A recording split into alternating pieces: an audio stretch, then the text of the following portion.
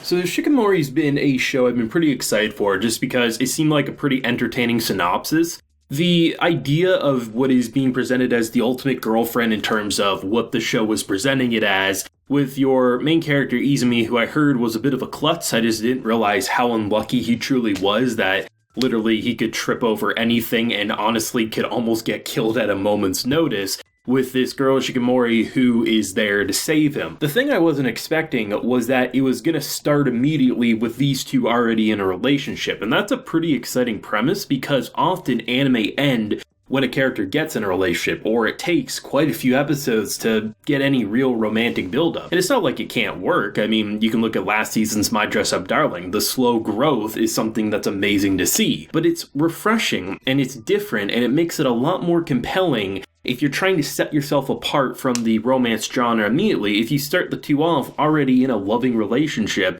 and both characters are adorable as hell. The only downside about this show is that we might end up getting a couple of delays given the fact that the studio that's making this, they did end up shutting down. I think it was on April 6th and they're reopening on April 17th. There was a COVID outbreak or something, so they were just playing it safe so it didn't become worse than where it was at. So most likely I wouldn't be shocked if there is some delays given the fact that, of course, they already have future episodes made, even though the entire thing's not created just yet. They do have episodes, but in order to recover from that delay, most likely I wouldn't be shocked if there's 2 or 3 delays throughout this anime's run, but I guess we'll see where they take it, right? But in terms of a dynamic between Izumi and Shikimori, I love it because often with anime, I feel like it panders to an audience that doesn't understand relationships or doesn't understand the concept of love.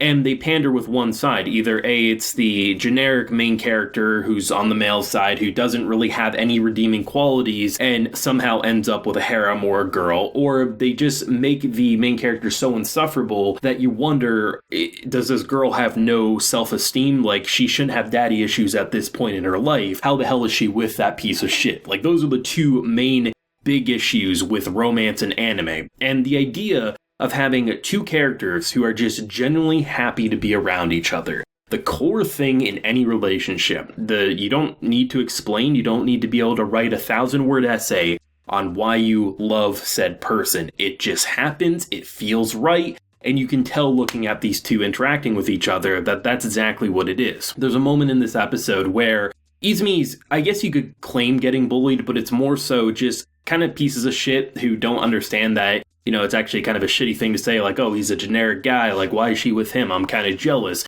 Like, they're not really friends by the looks of it. It feels to me more of like classroom acquaintances, you know, those people you talk to when you had a class together, but you're never going to hang out with after school sort of a thing. And the idea that she gets very mad at that because for her, like, that's her everything. Like, he's her world sort of a thing. And I love how it actually eats away at him to the point that he feels like he's a burden to her. Like, you know, he is an incredibly unlucky guy. That's the anime gimmick of this episode, and I guess the idea of the story. That he can trip over rocks. If a truck's passing by, he might end up falling in front of it just because his anime luck is that poor. But the idea that for her, defending and protecting him isn't something that feels like it puts her in danger or it's an issue, because for her, she would move the moon wherever he needed it to be in order to make him happy. So for her, just being with him naturally, him asking, do you want to walk home together, even though they've done it for probably a year at that point, it still gives her butterflies. I think that genuine relationship and that charmingness with that unlucky anime plotline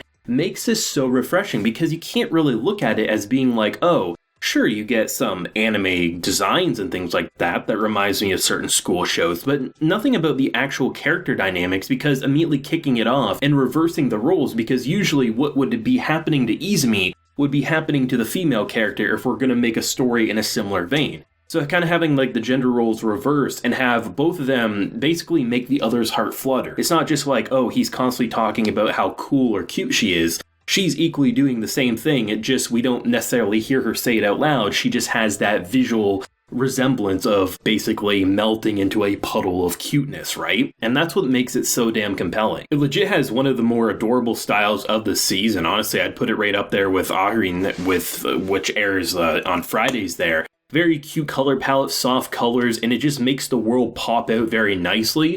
some actual incredible background art that actually kind of took me by surprise. I mean, cherry blossoms and stuff, like, that's to be expected, but just the general landscape of this world was really cool. And honestly, I can't be the only one who thought the bowling animation was surprisingly well done. Like, honestly, in those moments, I'm expecting to see, like, a wonky 3D character model kind of awkwardly throwing the bowling ball, and, you know, just the entire landscape, just, you're like, okay, I get why they animated it like that, but it's not really the best looking thing ever. Watching them bowl was fun from the side cast in terms of their friends. I love the fact that they both have friends on each of their sides so they can hang out after school, have the little rivalries about loser is gonna buy the winner whatever they want sort of a thing, and then of course it just ends up being the couple and how walking home is the reward. It's just nice to see that this is starting off in their second year of school, right? In terms of high school. They're already in a relationship, they already have friends, and when people talk down upon our boy because, oh, you know, because people are envious, because they're wondering like, oh, why can't I get the girls? Girls don't understand me. It's like, bitch, you just have a shitty personality. If you have to ask yourself that, it means you're not putting yourself out there and being genuine, and that's why people ignore you.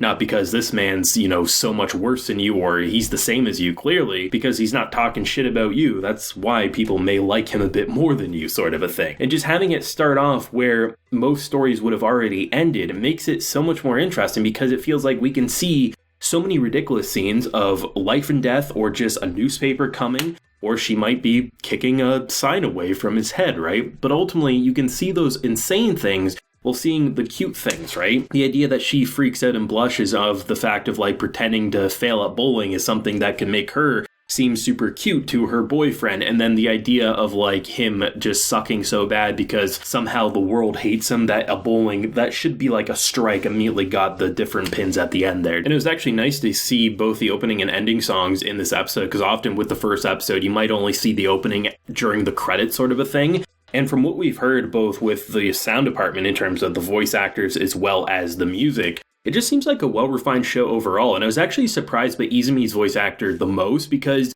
given what I knew of the personality walking in, which obviously he surprised me in this episode, but I had a general idea of the unluckiness, I honestly thought he would have been I don't know how I'd exactly explain it, but maybe more cowardly is how I'd put it in terms of how anime generally handle that persona if it's on the male side. But he just seemed like a genuinely normal, nice guy who is unfortunately unlucky. And I think that level of performance and quality needs to be complimented, because often anime go a lot more gimmicky. And I guess the best way I'd explain it is think of the generic moe blob anime voice actors. That's how I would feel like his character would normally be handled in terms of the male equivalent of being that no self-esteem, no backbone, but he actually just seems like a normal guy, which makes him super easy to root for, and you understand why Shikimori loves him so much. I love this show. I think it's gonna be a damn fun one to watch. It'll be interesting to see how the episodes release going forward, with most likely delays happening in time, but I guess only time will tell, right? But I'm loving it, excited to see where it's gonna go from here. Thoughts if you have any, whether you're a fan of the source material, you're brand new to the show like myself, what did you think, and what do you hope to see in episode 2 when we do get it? Let me know down below, leave a like if you enjoyed, and subscribe if you're new around here. Until next time, everyone, please take care and have a good one.